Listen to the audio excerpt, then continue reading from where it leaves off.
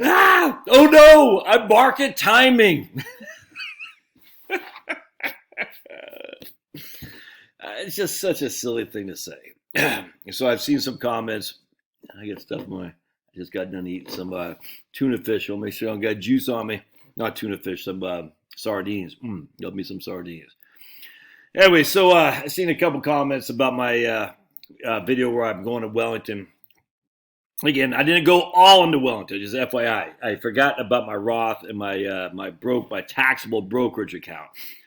So just FYI. But my IRA is by far and away my biggest holding.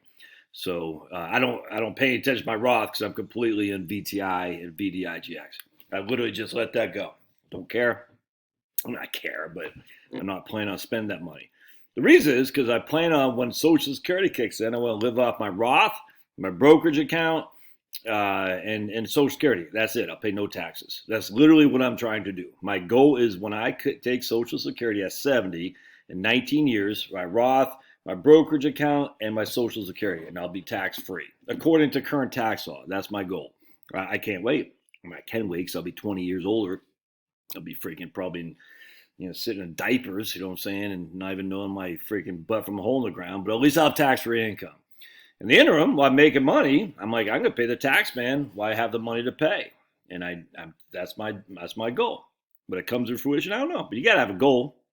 Anyway, so my point being is my more intermediate money is my IRA. Yes, even if I have to pay a 10% penalty. Because again, a 10% penalty on minimal money isn't much of a penalty, if that makes sense. So if I have to pay a 10% penalty, I'm going to pay a 10% penalty if I have to take it out between now and by the time I'm 59 and a half.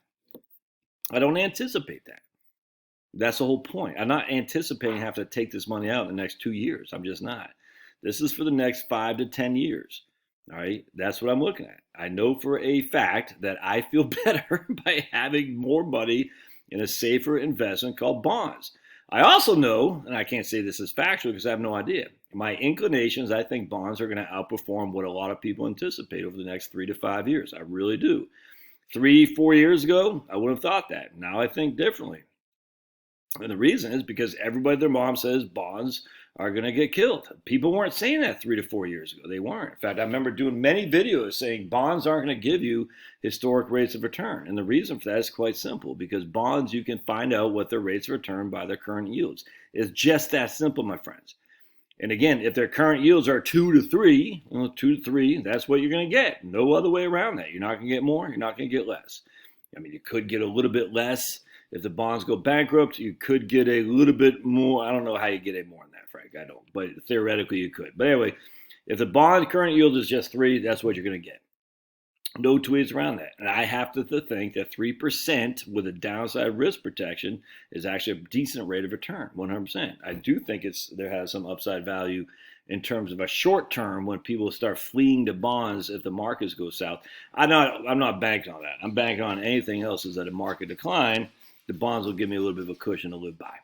Now, a lot of people they act as if market timing, and when I look at market timing, I think of it. The funny thing is too, by the way, a guy who says I'm market timing is also a guy who looks at the 200-day average to make his stock investments. I find that funny, man. The 200-day moving average says, that's literally market timing. You're literally watching the market to time when you should trade your portfolio. Do whatever you gotta do. I don't care. But we call it Finn. Hey, no, Pablo. Oh, boy. I literally could care less. But what I'm saying is fundamental analysis is earnings growth plus year-over-year plus dividend yield. A little bit of price appreciation, or a little bit of price depreciation. What's the opposite of appreciation? Depreciation, whatever. Price to earnings. That's it. Straight from Vanguard, straight from John Bogle. I'm very comfortable with that, and that's fine with me. Not fundamental. What do they call it? Point. Wow, man. Dorsey Wright. What the hell is that called? Not fundamental analysis. Hold on a second. I gotta find it. Called technical analysis, which just is, basically voodoo economics for investing. Stock charts. You can do it. I don't have a problem with that. Dorsey Wright. I've enjoyed Dorsey Wright for many years out of Richmond, if memory serves. I'm not sure if there's still. I don't follow that. I've never been a technical analysis guy, but if you want to, I don't care. But you can't be a technical analysis and then yell at me for being market timing. It's not. It's just based on pure fundamentals. My fundamentals are I don't think growth stocks have the upside that a lot of people think, because I don't believe the year-to-year earnings growth is going to reflect that the price of growth stocks are reflecting today will justify it, given that I don't believe the year-over-year earnings growth is going to come to fruition as people seem to think. I just don't. I could be wrong. Is that market timing? Well, sue me. But I chuckle. I'm going to technical analysis. I'm following Dorsey, right? And you're market timing. I'm not. Okay, whatever. It bores me, man. But frankly, I don't even care. And the reason I don't even care is simply because at the end of the day, my model is such that I say, look, I got 70% in large cap dividend paying stocks in Wellington. I got 30% in highly rated corporate and government bonds in Wellington. That's my fundamental portfolio right there. My Roth and my brokerage account, my Roth is 100% dividend paying stocks and VTI, the total stock index. My brokerage account is 100% VTI. I'm just adding money to it. I got enough over here in a cash emergency fund to cover 3 months of mortgage, a little bit more than that, but still, I'm fine with that. So that's my fundamental structure. Heavy on growth orientation in terms of stocks. I don't want to say growth, but definitely have no bonds and those two things, and then bonds in the middle. Let me also share with you something, guys. I think another lady said stocks always go. Let me see if I can't find that. I'm not going to do that. I do find this. I find two things that people say stocks always come back, and I'm just sitting there thinking, do they? How do you know that? So somebody posted a comment. You shouldn't get out because stocks always come back. I forgot what it was, but I was like, do they? Do they? I mean, Japan, they haven't. And Japan is a modern civilized country. Stocks didn't come back. They're still down below where they were in 1990. Yeah, so what's the difference between Japan? Well, they're not capitalist. They're not, I mean, you name it. Are we capitalist? I don't know. This whole thing is Japan. No one thought in Japan in 1989 the stocks were going to tank like they did. The aughts, stocks have come back. That's right. From 2000, guess what that means, though? It seems to me that we've had a 10-year run, essentially break even from the aughts until a huge growth in the last 10 years. Seems to me that's pretty much ripe for a pretty significant decline. Now, I don't want to be a pretty significant decline like what happened to me in 2008. And for anyone of you who are just on the outside of retiring or about to be here, I would say the same thing to you, man. Look, you can do whatever you got to do, but I don't think people recognize, or at least they've forgotten. It's one thing to deal with a bear market like we had in 2008, and another bear market, by the way, 2001 and 2, when you're still working. You still got money coming in. You not really anticipating spending down that retirement accounts anyway, because you're only 50 years old, 40 years old, however old you were. It's a whole nother ball game, though.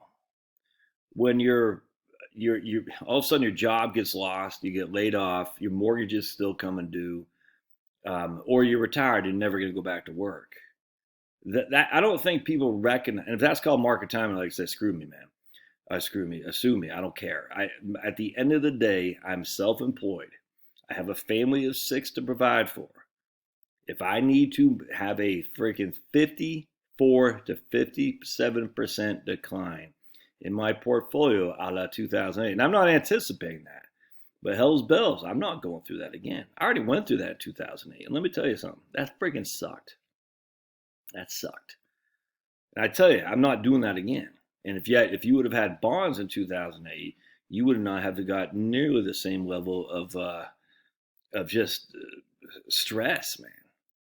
I don't get why people. It's like the modern portfolio theory people. It's just the whole thing is like Harry Markowitz, the modern portfolio efficient investment, the efficient frontier model. All this stuff is just freaking stupid, man. Harry Markowitz, the modern portfolio theory. I can't believe people still act as if this is like freaking. Look, we know gravity in of itself, you can't prove it. And if I drop this, that doesn't prove gravity exists. But we know, at least we live in a society on Earth that if I drop something, that will fall to the earth for whatever reason. We know that. Density. So we know if I take this empty plastic thing, it could drop because the density of the plastic is higher than the density of the atmosphere around it. So we know that. Can I prove it's gravity? No, you can't prove it's gravity either. But we know at the end of the day, it's about as factual as we can get. Something that's high density is going to drop in a low. Something that's low, whatever it is, low density is going to drop in a high density environment. Now that's pretty straightforward. All right. The idea, though, that multi-asset class diversification is a free lunch, which a lot of investment prognostication says, there's no truth to that. It certainly didn't happen in 2008, unless you're really multi-diversified, a la Craig Israelson over the 712 portfolio. That did great. Now, will that do again? I don't know. We don't have enough evidence of this. No enough track record. Will the stocks always come back? I don't know. So let's take a gander, shall we, just real quick. Just something I've been listening to. Crow, 2R, CRROW 777 radio.com. Marine, he's in the Marine, so, you got to just take him, very slow, because the Marine Corps guys. This guy's freaking awesome. Anyway, this video right here, it's not even a video, it's a podcast. When World's Fairs Invented the Future. Man, it's freaking nuts, man. He talked about with my man Howdy Mikulski, I think. It's fantastic. And there's a World's Fair going on in Dubai, and the one coming up in Japan. I think it's in 2025. They're going to talk about vaccinations for infants. It's just scary stuff, man. Anyway, this guy is just fantastic. I love Crow. He's running right now on my favorite podcasters, and I think he has a YouTube channel too. All right, so let's go to Bucket. We're just going to look at, what was I saying? Oh, we're going to go back to S&P 500. We're going to go back to 19. Let's do we're just going to go, let's just get rid of this here real quick. Hold on a second. Come on, man. Come on, man. We're going to go to S&P 500.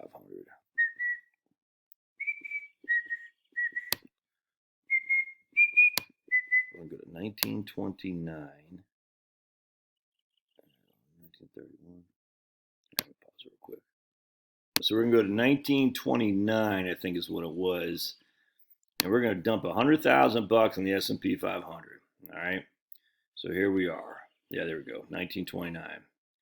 So we were down to $36,000 in 1932. All right. So we lost 66% of, about 2/3 of our money. This is without taking any money out. We got back to 1936. We got back 100,000. That's good. And right here, 1943, we got back $100,000. All right, so you can see here that took friggin' 15 years to get back. 15 years. All right, that's not good. I don't want to wait 15 years for my money just to get back to where it was today. And people say, yeah, but look, Josh, from 1942 it went gangbusters. All right, well that's I'm not assuming that it's going to happen. I'm certainly not expecting it. Now let's go to the Dow. I think the Dow's does my man have the Dow in here? Yes. Oh, let's select REITs. I don't know if he's got the Dow. What's my man's name again? Daniel Coolabert at 55e.co. I'm not seeing the Dow. All right, Dow Jones. Yeah. So I guess I don't see the Dow. If memory serves, the Dow took until 1954 to get back even. Yeah, so I'm not seeing that. All right, so now let's do S&P 500, and we're going to take $5,000 a year out. And we're going to adjust, well, let's say 4,000 to keep you happy. Hell, we'll say 3,000. And we're going to adjust it for inflation. So what's going to happen is the 3,000 will go down those first basically 10 years because of deflation. Let's see how long this money lasted for. So we got, we just got to do one bucket. Hold on a second. Let's got to get rid of this guy. There we go. Blink.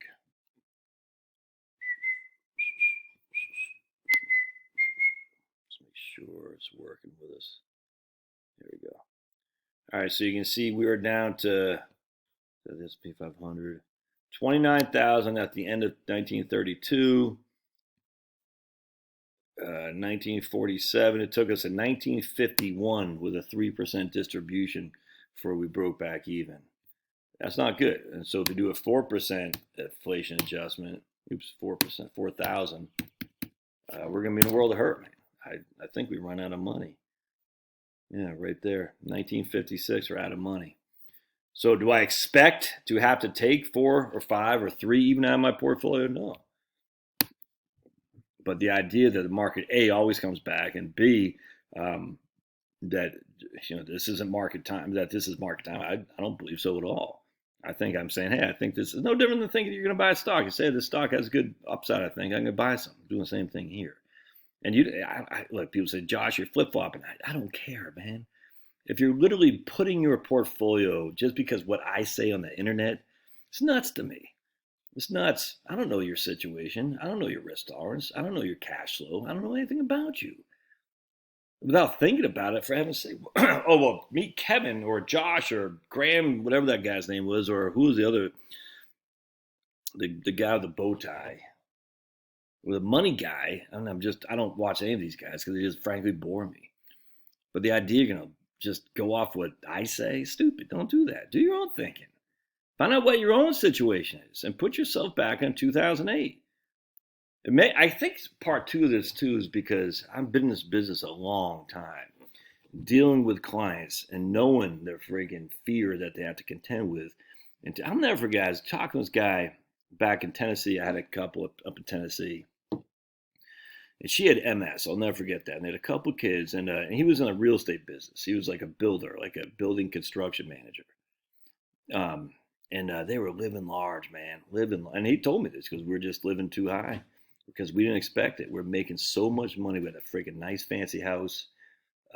Kids in private school. Driving nice cars. They didn't think that they. A lot of people were like this. And he said, it just stopped, and the rug got pulled out. I lost my job. I had no income in which to pay all the bills I had. I mean, we had to sell our house at a loss, move into a townhouse. My wife came down with MS because of stress. I can't remember if he said because of stress or the MS it continued on. I guess it's just because I'm in this business. I see cases like that all the time. And again, it might bias me, but that's not good. And I can't have that happening here. So the way to plan for the future is to prepare for the worst. You prepare for the worst, you hope and pray for the best. But at the end of the day, you say, look, if bad times come, I want to be as best prepared as I can. You don't have to do that. But I'd love to see your thoughts. We'll see you.